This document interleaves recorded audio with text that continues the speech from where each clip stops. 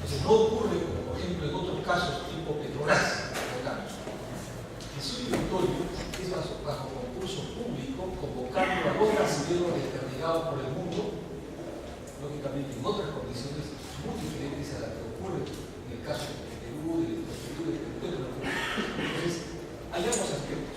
La respuesta concreta es parte técnica, y para eso, en el aspecto técnico, ya no en la parte política, en el aspecto técnico, por ejemplo, en el caso concreto, primeramente de Perú, recordemos que el promedio de los funcionarios es en este momento 63 años, me parece, o 65. Ese es un tema que, por ejemplo, la renovación de generaciones de pocos años, pero claro, ¿qué se puede hacer si, digamos, hemos en cierta manera abandonado a su suerte? A pesar de tener una ley, la 28840, ¿de cuándo? De julio del año 2006. Y el reglamento de esa ley les ha salido hace cuánto, 2 o 3 semanas. Hace 2 o 3 semanas, el año 2013.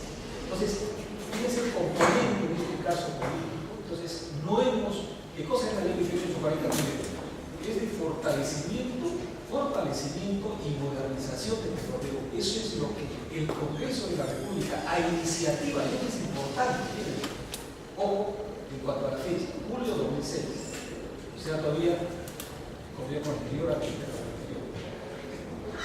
En ese momento no fue una iniciativa del Congreso en realidad, esto fue una iniciativa ciudadana, debieron juntar firmas, no sé si 200.000 firmas o un poco más, y la presentaron al Congreso. A inicios del año 2006 ya lo habían aprobado en el Congreso, lo envían al Ejecutivo y simplemente el Ejecutivo no se oye padre. Al final, no sé si fue el 15 o 17 de julio, el Congreso, no el presidente de la época, el Congreso lo aprobó. Pero ¿qué pasa? ¿De qué sirve que se aprobó en esa época, o sea, el año 2006, y recién, en mayo del 2013, viene a salir el reglamento? Entonces, a mí me parece que no tenemos una política, en realidad, digamos, una política de Estado con relación a nuestras empresas petroleras. ¿Qué diferencia? Y por eso me voy a extender esta parte, es muy importante, justamente tomar en consideración.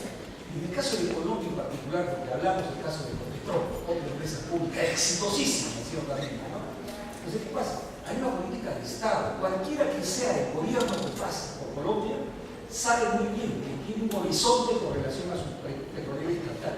Imagínense lo que tenemos acá. Lo que por eso hemos contestado, y la parte técnica en cuanto a la renovación de las generaciones de técnicos, definitivamente creo que ese es un aspecto que tiene que tomarse muy en consideración. Gracias. Bien, muchas gracias, ingeniero Ochoa. Tenemos una pregunta de Puno, el ingeniero Eguren Montesino. ¿Se podría construir un ducto regional de Quepachiato a Quillabamba y de ahí comenzar la masificación hasta que llegue el gas en 10 años?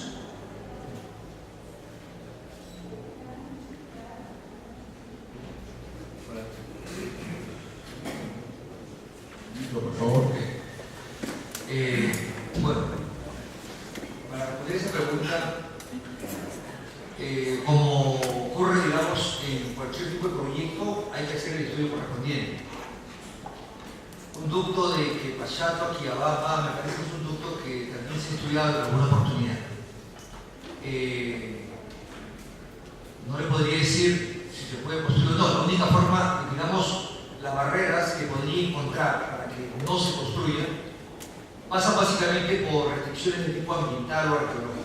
Esas son las principales restricciones que existen para poder, digamos, señalar que no se puede hacer un ducto. Por otro lado, digamos, si que no hay ese tipo de restricciones en la ruta, sí se podría hacer, que sería básicamente un ramal de ducto TGP hacia Quillabamba. ¿Okay? Bien, muchas gracias, ingeniero Ramírez. Una cuarta pregunta de acá del público, la formula el ingeniero Gonzalo Chávez Sobrinas. Dice: ¿usted recomendaría un ducto para los líquidos en el proyecto gasoducto subperuano? Ingeniero Mayor. Las decisiones en nuestra profesión se toman actúan en base a estudios técnicos, es evidente. Pero es sorprendente que no se considere, por lo menos la opción desde el primer día, a un ducto de líquidos. Los productores en esta industria no están interesados en recuperar su inversión cuando tienen este tipo de yacimientos de gas condensado a partir del gas. Están interesados en producir los líquidos, es lo más importante desde el punto de vista de la generación de ingresos. El 70% y más de los ingresos de Camisea son los líquidos. Entonces, evidentemente, ellos van a tener que buscar primera solución como sacos rápidos. El problema del gas viene al segundo nivel y ellos están dispuestos a recibir precios por su gas menor. No están interesados en tenerlo, lo van a tener que producir y van a utilizar el gas también para maximizar la producción de líquidos. Entonces, pensar de que no se tenga que hacer cuando la ingeniería le muestra a uno de que es por la producción, la descentralización, como yo hablaba de la producción de GDP, es sumamente importante. Por ejemplo, para comentar un tema, ¿no? Se habla de la masificación del gas y se habla de la masificación en términos de una solución a nivel residencial. Yo veo muy difícil que en los pueblos del interior del país se desarrollen redes de gas doméstico. O sea, es un reto verdaderamente importante. Yo creo que la evolución va a seguir la línea del GDP. Yo pienso que las mujeres en el Perú hoy en día ya han tenido una educación que se van a formar los hogares, ya van a ir a trabajar en todos los niveles. Y en consecuencia ya no van a poder cocinar con combustibles tradicionales. O sea, esa va a ser la escala siguiente. Hoy en día el consumo de GDP crece a una tasa del 18% por año. Entonces esto no se va a parar hoy en día.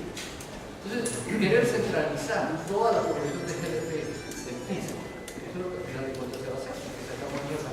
Nos hace una operación muy costosa. Es mucho más económico sacar el GDP por el sur y comercializarlo a partir de ahí. El costo es significativamente más bajo. Yo creo que el análisis técnico tendrá que hacerse y tendrá que demostrar que esto es una. Como para complementar la respuesta. Un ducto de, primero digamos, hacer un ducto de líquidos en paralelo o en conjunto con el ducto de gas natural permitiría un ahorro de los costos de inversión, por un tema de sinergia. O sea, construir dos ductos según un mismo derecho de vía permite un ahorro, porque vamos a usar obviamente la misma maquinaria, el mismo trabajo, etc. Los ahorros pueden ser importantes, eso obviamente permitiría un ahorro o una reducción de la tarifa del ducto de transporte de gas natural. Respecto a si se hiciera solamente el ducto de gas de manera aislada, sin un ducto de líquidos. El otro tema importante por qué se debe hacer un ducto de líquidos hacia el sur es básicamente porque permitiría tener, creo que lo digo, pero es importante reiterar, permitiríamos tener una plaza de fraccionamiento de líquidos en el sur, con lo cual finalmente se podría producir no solamente GDP, también se produce agua de diésel. Así que es un tema importante, digamos, que permitiría disminuir efectivamente los costos o el precio final de GDP y otros productos combustibles para personas. En este tema, lo importante es conversar con los productores, porque finalmente los productores van a ser los usuarios, los usuarios del ducto de líquidos. Y esa es la gran diferencia entre el ducto de líquidos y el ducto de gas. Los usuarios del ducto de líquidos son los productores. Hay que conversar con los futuros clientes. Los usuarios del ducto de gas son los consumidores, al final están en las zonas, en las localidades que demandan gas natural. Bien, tenemos otra pregunta que llega desde Juliaca. ¿Qué pasa? ¿Puedo poner por favor en pantalla? Recordamos a los amigos en provincia, en el sur del país que nos están viendo por internet. Esta es la última pregunta de este. Bien. En el proyecto de masificación del uso de gas natural a nivel nacional publicado en la página Proinversión, se consideran varias ciudades del norte, entre ellas Chiclayo y Lambayeque, pero se plantea un sistema de distribución terrestre.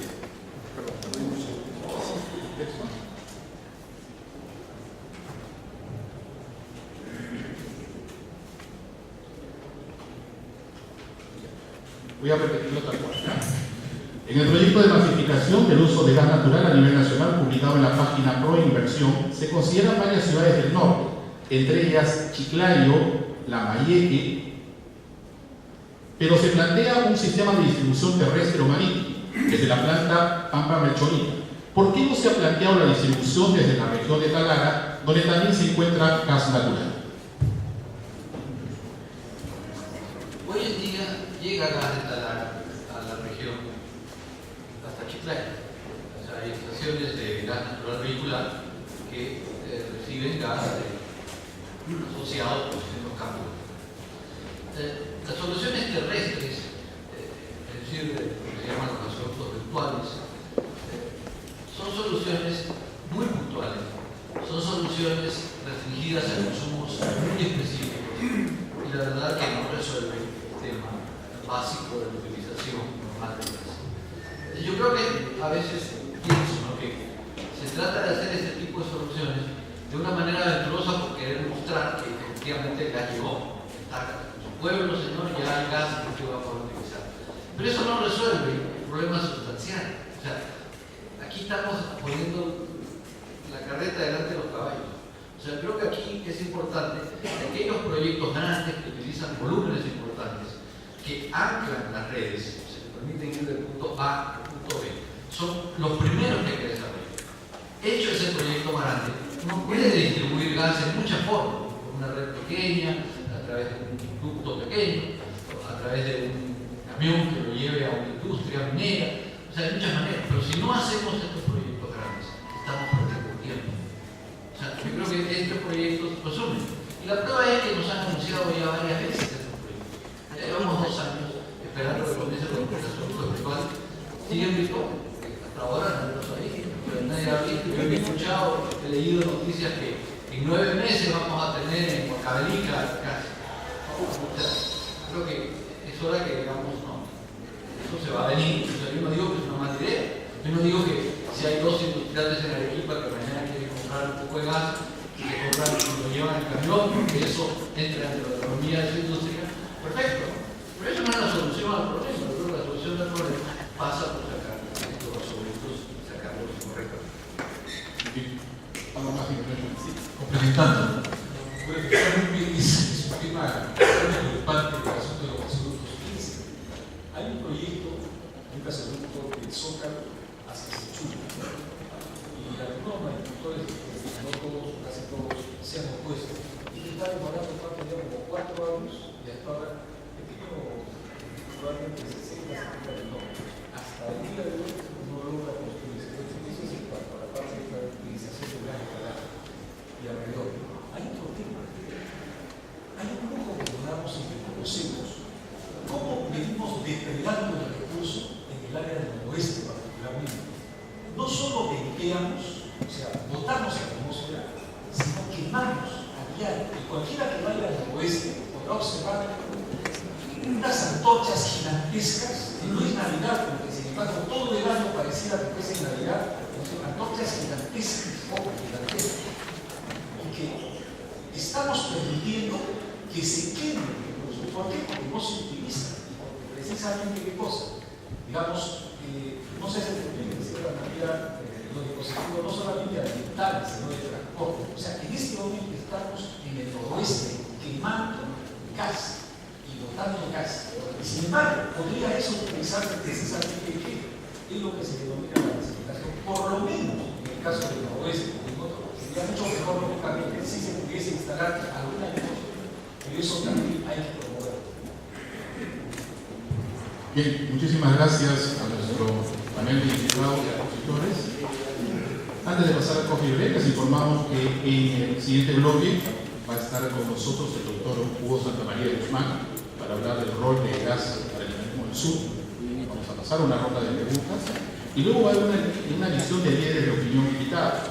Como moderador va a estar el líder de opinión, Miguel Santillana, y van a estar con nosotros los presidentes de los gobiernos regionales de Moquegua, Apurímac, Cusco, Arequipa, Puno y Tacna.